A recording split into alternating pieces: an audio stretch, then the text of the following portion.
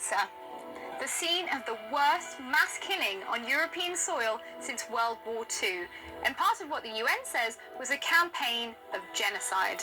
But 20 years on, what do we know about what happened?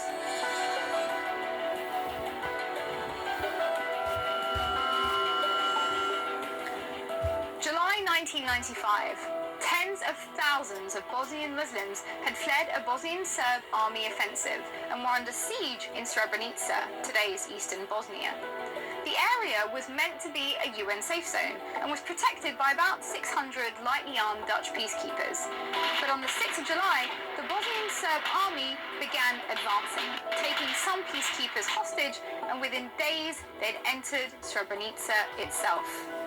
The Bosnian Serb army demanded that the Bosnian Muslim fighters hand over all their weapons in exchange for safety. They then took aside men aged between 12 and 77 for what they said would be interrogation. The first killings began just 2 days later.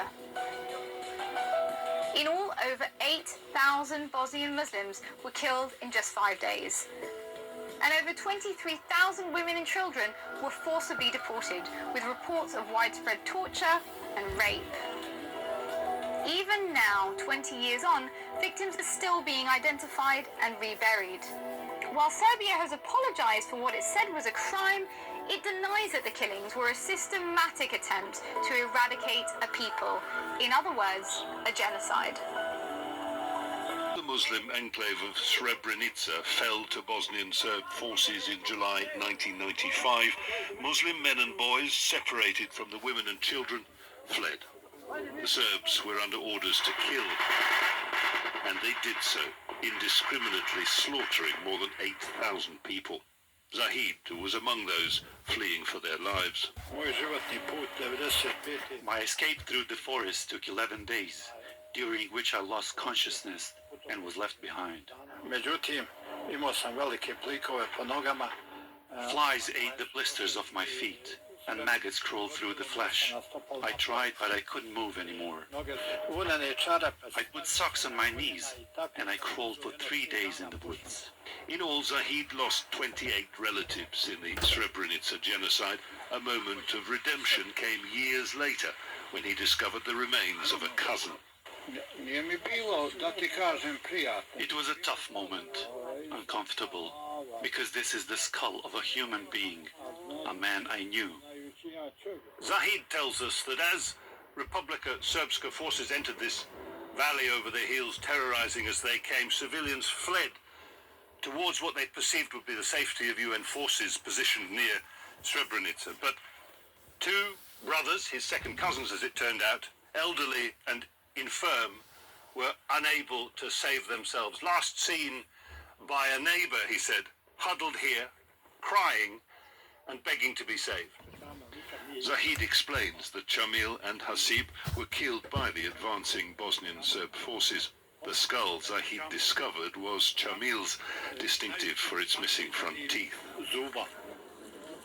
Chamil's remains have joined those of 13 other newly identified victims to be laid to rest finally in the memorial cemetery in nearby Potocari.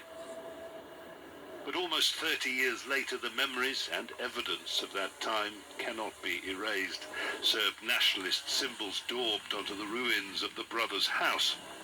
Here, a sinister slogan: knife, wire, Srebrenica. Symbols of hate amid the ghosts of a genocide. Jonah Hull, Al Jazeera, Srebrenica. Make sure to subscribe to our channel to get the latest news from Al Jazeera.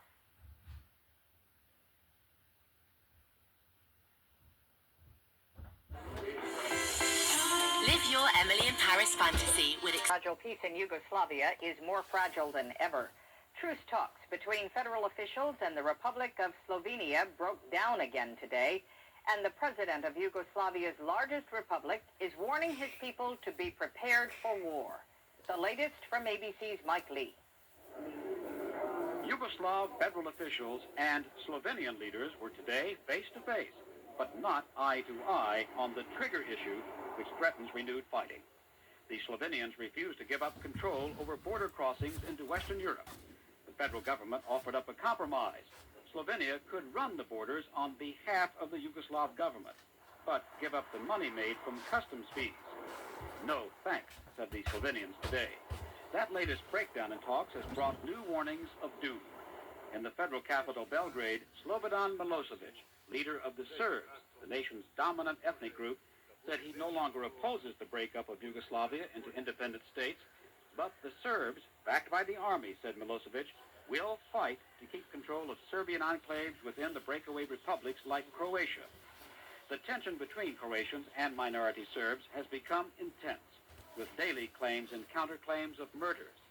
The Croatian government today predicted a major attack within the next few days by federal army units aiming to take control of Serbian communities. But Stepik Mesic, head of the Federal Presidential Council, himself a Croat, said that the army is back under political control and that it is still possible to negotiate a prolonged ceasefire. The parade of diplomats continues. The Soviets are visiting, but they have yet to show any clout in this crisis or the will to use it. A negotiating team from the European community arrives tonight to help monitor a ceasefire which many are counting on, but almost no one is betting on. Mike Lee, ABC News, Zagreb, Yugoslavia. He and his camera crew came. David Chater was with a Serbian marksman when he and his camera crew came under fire. David was hit in the back. And I was terrified that spine had been hit or something serious had happened. But then I started feeling my toes as they dragged me away. I realized my legs were coming with me, so I was very pleased. The battle for Vukovar has raged for almost 3 months. The civilian population live underground. Anyone above ground is considered a fighter and a target. The Federal Army's tanks, rifle grenades against the lone gunmen. The graveyard marks the city's front line.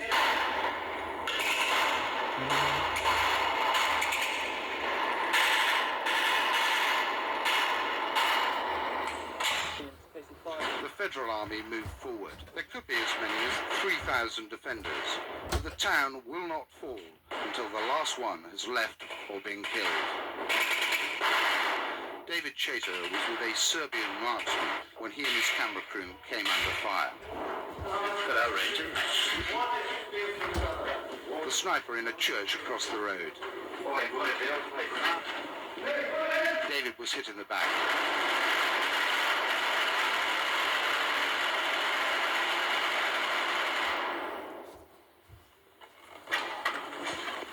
The Federal Army moved in.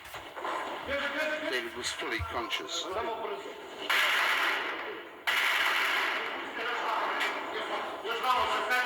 Then the dangerous journey to a waiting helicopter, and from there to the military hospital in Belgrade.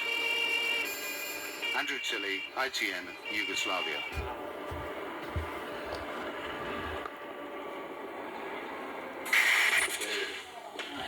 First visit for David from friends and colleagues. He was moved from intensive care on Monday.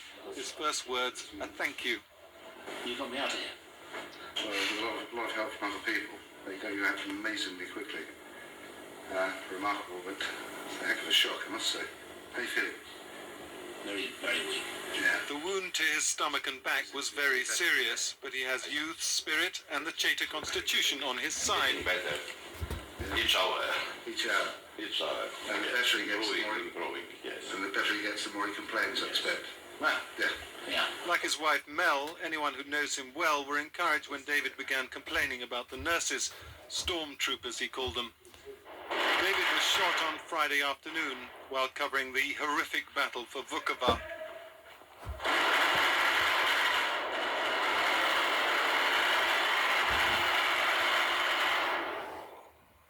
As I tipped over when the bullet hit, I didn't know what it was. I thought it could be a mortar or anything.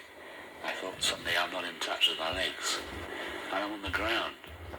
And I was terrified that spine had been hit or something serious had happened. But then I started feeling my toes as they dragged me away. I realized my legs were coming with me, so I was very pleased. Then the pain hit. John was with me, and they got me in very quickly. And quite frankly, I came around essentially in very good hands. So I'm feeling good. The prognosis is good. What do you remember about the journey from Vukovar? I remember it's the most exciting helicopter ride I've had, actually. I'd do anything for a helicopter ride, but I didn't do that one again. It was great. It was great. I knew I was getting there fast. I was staying conscious. Saw a bit of the countryside. Couldn't see... No, Boise, you weren't there, were you? No. Not sure. But they were really taking very, very good care of me. They were really pushing me through so fast. And then, memories came back. If only I just turned round at a third of a second beforehand, or hadn't been thinking about my piece to camp. What reporter doesn't? Then I might have missed it, and he might have missed me, but he didn't. You've had a lot of messages here. Yeah, a lot of old friends have been in touch. That's really good news. I'd like to say thanks. I'm actually fine, and I'll be back on my feet, hopefully within 3 weeks, but not back at work. I'm looking forward to some beach. You'll be able to halve your alcohol consumption. I think I'm going to have to, aren't I? Yeah. See, everything's got a silver lining, hasn't it? It's healthy for me.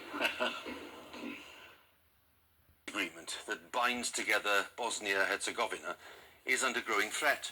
We have a special report tonight on a part of Europe that experienced immense suffering during the conflict of the 1990s. Bosnia was devastated during that war, which followed the disintegration of the state of Yugoslavia. Tens of thousands of people were killed, hundreds of thousands were driven from their homes in a process of ethnic cleansing, and rape was widely used as a weapon of war. An international deal ended the fighting in 1995, but the tensions have continued. Now, the Dayton Accords split Bosnia into two regions, the Federation of Bosnia and Herzegovina and the Bosnian Serb Republic. Since then, during years of economic stagnation, corruption and political turmoil, leaders on all sides have used the divisions of the past to cling to power. But now the Bosnian Serb leader, Milorad Dodik, is threatening to break up the state, denying well-established evidence that his side committed genocide during the war of the 1990s. The BBC's Jeremy Bowen reported on the Bosnian War, and in this extended report he's returned to see how the present is still haunted by the past. The war left open wounds on every side in Bosnia. Srebrenitsa's genocide is the deepest. More than 8,000 men and boys, Bosniak Muslims, were massacred in a few days in July 1995 by Serb soldiers.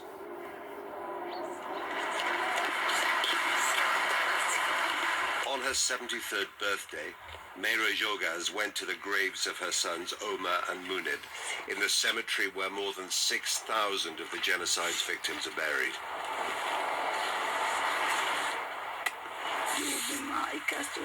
Mrs. Jogas says she wants reconciliation, but the local Serbs scare her. They make a lot of noise. They want to provoke fear. Sometimes I'm afraid to spend the night in my house, but I have to. I have nowhere else to go. Most of the world accepts genocide happened here, but Srebrenica is in Republika Srpska, where denial of that genocide is in the political mainstream. In 1995, Dutch UN troops could not protect terrified Bosniak civilians who crowded into these concrete sheds at their base. They stood aside as Serb forces separated the men and the boys from the women and took them away to kill them.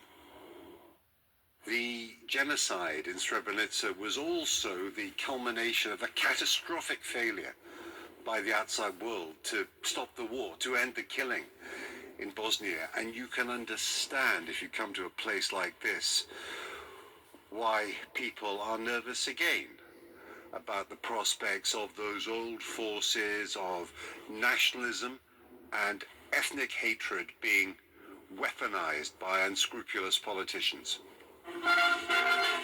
This is Milorad Dodik, the Bosnian Serb leader.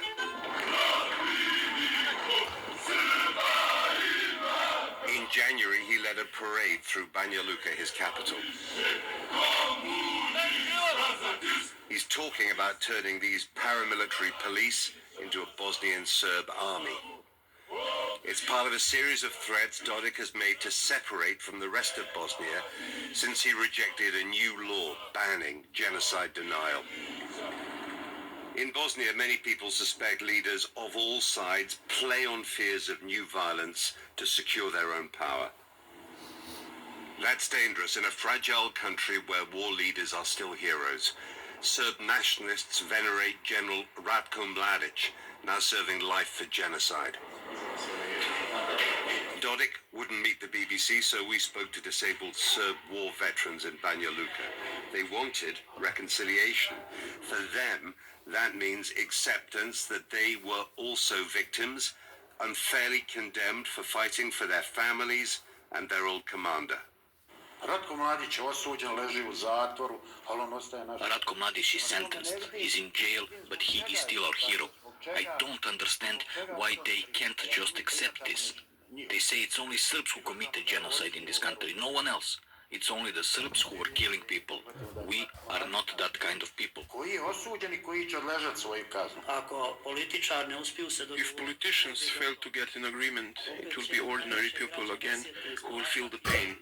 And if a war does happen, the people will never come back from it. We didn't come back from the last one. Bosnia's economy never recovered, and every piece of war damage connects to someone's nightmare. Shrapnel hit these homes in besieged Sarajevo on a snowy Saturday in 1994, after a brief ceasefire tempted children out to play. I arrived after shells from the Serb side killed 6 of them. The children were killed at about 1:30 on a housing estate less than a mile from the front line. The past holds the present hostage, not just the survivors who bear physical scars, but a country's mental trauma. One positive, today's parents don't want to put their children through a repeat of their own suffering. Every anniversary, they commemorate the children who were killed in the snow. It's never easy. This year, the talk of new violence made it worse. Esad Subasic's 7-year-old son, Admir, died in his arms. Now, Dodik claims there was no genocide. None of it happened. That should stop. They should put in sanctions. He's trying to fool the entire world. Half of Bosnia has moved out, no matter if they are Bosniak, Croat or Serb. Everything's empty, and not just because of money. It's injustice, unfairness. Young people on all sides in Bosnia want more than graves and memories. Their leaders have failed to create a better present and future. Sinking back into the past should be unthinkable. Jeremy Bowen, BBC News, Sarajevo.